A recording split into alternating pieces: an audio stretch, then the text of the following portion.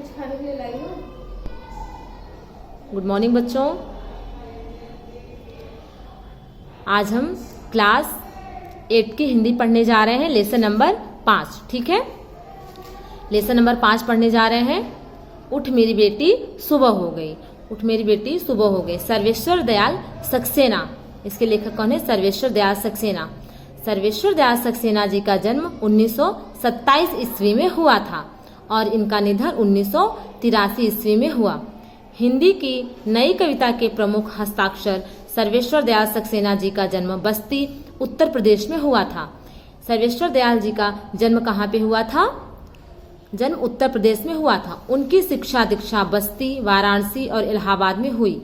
विद्यालय, सरकारी कार्यालय, आकाशवाणी में भी उन्होंने सेवाएं दी थी।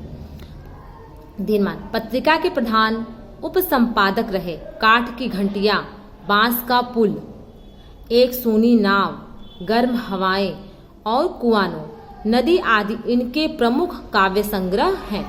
नाटक, कहानी और उपन्यास के क्षेत्र में भी उनका योगदान रहा।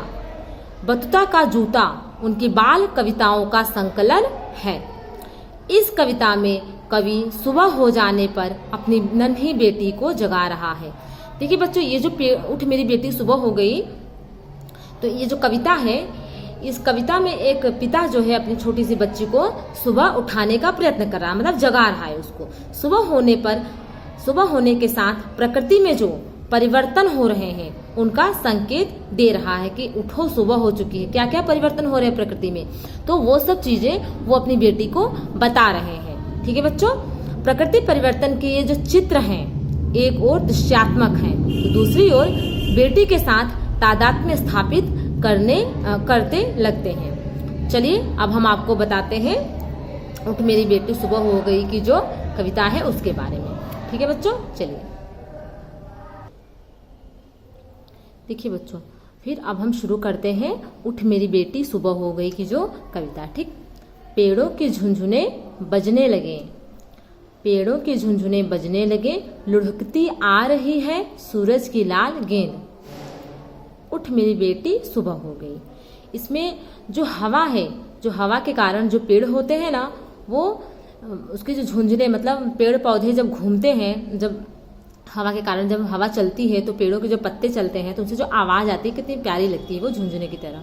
हाँ, तो पेड़ों के झुंझुने बजने लगे हैं, लुढ़कती आ रही है सूरज की लाल गेंद। अब सुबह होने पर जब आप सूरज को देखोगे तो जो लालिमा होती है, पहले क्या, तो सूरज धीरे धीरे निकलता है, तो लालिमा जो होती है वो धीरे धीरे बढ़ती जाती है और एक चमक, उसमें जब ज्यादा पूरा तरह सूरज जब निकल जाता है तो वो पूरी चमक उठती है लाल गेंद। तो सूरज जो है लाल गेंद की तरह है। सूरज की लाल गेंद जो है वो, उसमें लाल गेंद का, सूरज को लाल गेंद बताया गया है। जब सूरज निकलता है तो लाल गेंद की तरह, मतलब धीरे धीरे पूरा आकर वो आसमान पे छा जाता है। तो जो कवि है वो अपनी बेटी को जगाने का प्रयास कर रहा है और बताता है कि सूरज की लाल गेंद लुढ़कती आ रही है, सूरज की लाल गेंद, उठ मेरी बेटी सुबह हो गई। बेटी को जगाते हुए वो पेड़ों के माध्यम से, वो सूरज के माध्यम से बेटी को जगा रहा है, उनके बारे में बता रहा है कि पेड़ों की झुनझुने बजने लगे। हाँ, हवा के कारण जब हवा चलती है, वायु चलती है तेज से, तो पेड़ों की जो पत्तियां हैं हिलती हैं, जो उसमें से आवाज आती है, उन आवाज को उसने पेड़ों की झुंझुने के बारे में बताया है कि पेड़ों की झुंझुने बजने लुढ़कती आ रही है सूरज की लाल गेंद।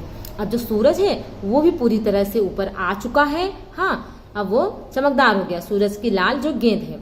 उठ मेरी बेटी सुबह हो गई। तो इन सूरज से और पेड़ों के माध्यम से जो कवि है, हम उसको मतलब अपनी बेटी को जगाने का प्रयास कर रहा है कवि।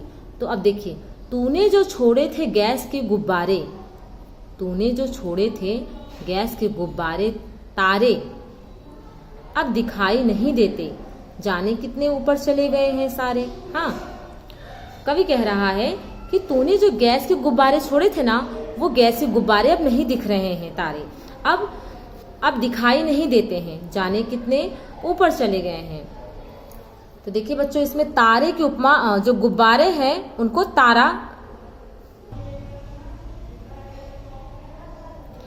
देखो बच्चों, तूने जो छोड़े थे गैस के गुब्बारे, तारे अब दिखाई नहीं देते, जाने कितने ऊपर चले गए हैं। वो जो कवि है अपनी बेटी को गुब्बारे, गैस के गुब्बारे मतलब जो तारे हैं ना, उसने उनको गैस के गुब्बारे बोले हैं कि तारे जो थे निकले थे वो जाने कितने ऊपर चले गए हैं। हाँ, अब वो दिखाई नहीं दे रहे हैं, बहुत ऊपर चले गए हैं, जाने वो कितने ऊपर चले गए हैं। तो इन सब के माध्यम से कवि जो है अपनी बेटी को जगाने का प्रयास कर रहा है। हाँ, क्योंकि देखो रात में जो तारे दिख रहे थे, गैस के गुब्बारों से तारों को बोला कवि, तो रात में जो तारे दिख रहे थे, अब सूर्य क्या है ऊपर आ गया है, तो सूर्य की जो चमक होती है वो तेज हो गई, तो उन सूर्य की चमक के कारण अब क्या है, तारे दिखाई नहीं दे रहे हैं, वो जाने कितने ऊपर चले गए हैं। तो कवि सबके माध्यम से अपनी बेटी को जगाने का प्रयास कर रहा है। ठीक है बच्चों, चलिए अब हम तीसरी लाइन पढ़ते हैं। तूने जो नचाई, देख बच्चों इसमें, तूने जो नचाई थी फिरकी चांद, देख अब गिरा, उठ मेरी बेटी सुबह हो गई। उसने चांद को फिरकी की उपमा दी है। कवि ने चांद के माध्यम से, मैंने फिरकी के माध्यम चांद को कहा कि जो चांद वाली फिरकी थी वो अब गिरी, उठ मेरी बेटी सुबह हो गई। तो कवि ने चांद जो है फिरकी की उपमा दी है और बताया है उठ बेटी सुबह हो गई है, तुम उठो। तूने थपकियां देकर के जिन गुड्डे गुड़ियों को सुलाया था, तूने थपकियां देकर जिन गुड्डे गुड़ियों को सुला दिया था, टीले मुंह रंगे आंख मलते बैठे। हाँ, गुड्डे की जरतारी टोपी उल्टी नीचे पड़ी है छोटी तलैया। हाँ, तो कवि ने क्या बताया कि तूने अपने गुड्डे गुड़ियों को थपकियां देकर सुला दिया था। हाँ, और गुड्डे गुड़ियों को थपकियां देकर अपने, जैसे बच्चे होते हैं ना छोटे छोटे बच्चे, तो गुड्डे और गुड़ियों के साथ खेलते हैं, तो उनको सुला दिए थे, सुलाते हैं, खेलते हैं, खिलाते हैं। हाँ, तो तूने जो थपकियां देकर जिन गुड्डे गुड़ियों को सुला दिया था, टीले मुंह रंगे आंख मलते बैठे, वो लोग भी उठ गए हैं। हाँ, और देखो वो लोग भी उठ गए हैं, अपने आंखों को मलते हुए वो बैठे हैं।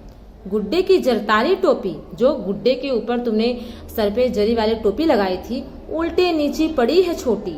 हाँ, वो क्या है, उल्टी नीचे पड़ी है छोटी। कवि कहता है कि जिन गुड्डे गुड़ियों को तुमने थपकियां देकर सुला दिया था, टीले मुंह रंगे आंख बैठे, वो सब उठ गए हैं, अपने आंख को मलते हुए बैठे हैं। हाँ, गुड्डे की जरतारी, गुड्डे के ऊपर तुमने जरी वाली टोपी जो पहनाई थी उसको वो उलटकर नीचे पड़ गई है। हाँ, छोटी तलैया मतलब नीचे पड़ी है। देखिए, वह देख उड़ी जा रही है चुनर, तेरी गुड़िया की झिलमिल नदी, उठ मेरी सुबह हो गई। कवि ने यहाँ पे वह देख उड़ी जा रही है चुनर, वह तेरी गुड़िया की झिलमिल नदी। कवि ने यहाँ पे कहा है कि तेरी गुड़िया की जो चुनर है देख उड़ी जा रही है। हाँ, तो हाँ, कवि ने झिलमिल प्रवाहित जो नदी है, जो नदी की धारा, जो पानी बह रहा है, उसको बेटी की चुनर कहा है कि वो अब बही जा रही है, वो चली जा रही है। उठ मेरी बेटी सुबह हो गई। इन सबके माध्यम से वह देख उड़ी जा रही है चुनर, तेरी गुड़िया की झिलमिल नदी। जो नदी का पानी है ना झिलमिल झिलमिल, वो दिखाई दे रहा है सुबह से, बहुत प्यारा लग रहा है। तो इन सबके माध्यम से कवि बोल रहा है कि उठ मेरी बेटी सुबह हो गई। ये क्या है, आश्चर्यचकित वाली बातें वो बता रहा है अपनी बेटी को, ताकि वो सुबह उठ जाए। इन सबके माध्यम से वह देख उड़ी जा रही है चुनर, तेरी गुड़िया की झिलमिल नदी। नदी को चुनर के, गुड़िया की चुनर किससे बताया गया, नदी को बताया गया है। हाँ, तो तेरी गुड़िया की झिलमिल नदी, उठ मेरी बेटी सुबह हो गई है। देखिए यहाँ पे, अब तेरे साथ थक कर जो सोई थी तेरी सहेली हवा, जाने के झरने से नहाकर आई है, गीले हाथों से छू रही है तेरी तस्वीरों की किताब, देख तो कितना रंग फैलाई है। कवि क्या कह रहा है कि तेरे साथ, हाँ, सोते टाइम जो रात में तुम्हारे साथ जो हवा तुम्हारे साथ सो गई है, वो जाने किस झील झरने से नहा कर आई है वो। अब वो क्या करे, वो अपने गीले हाथों से तेरी तस्वीरों की किताबों को वो छू रही है अपने हाथों से। हाँ, जाने कितना रंग फैला देगी ये। तो तस्वीरों को और किताबों को छू रही है, नहा कर आई है हवा जो है। तो कवि हवा के माध्यम से बता रहा है कि जो हवा थी, हवा तुम्हारे साथ सो गई थी, वो तुम्हारी सहेली हवा जाने वो किस झरने से नहा कर आई है। गीले हाथों से छू रही तस्वीरों की किताब, देख तो कितना रंग फैल गया है। कवि कहता है कि तुम्हारे साथ थक कर जो सोई थी तेरी सहेली हवा, जाने किस झरने से नहा कर आई है। गीले हाथों से छू रही तुम्हारी तस्वीरों की किताब, देख तो कितने रंग फैल गया।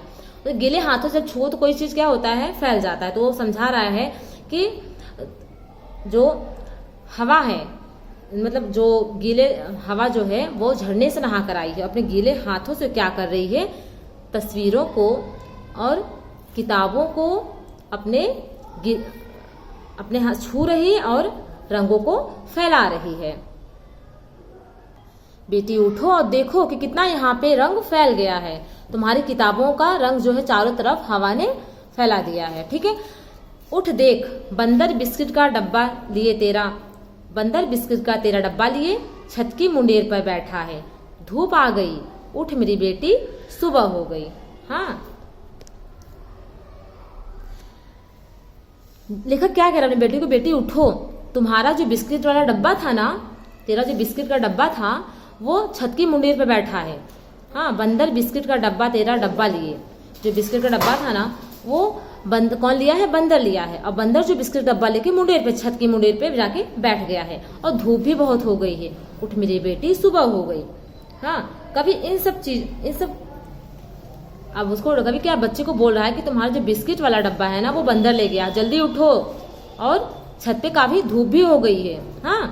तो इन सब के माध्यम से कवि जो है वो अपनी बेटी को जगाने का प्रयास कर रहा है। चलिए बच्चों, आज का लेसन बहुत अच्छा था और ये यहाँ पे समाप्त होता है।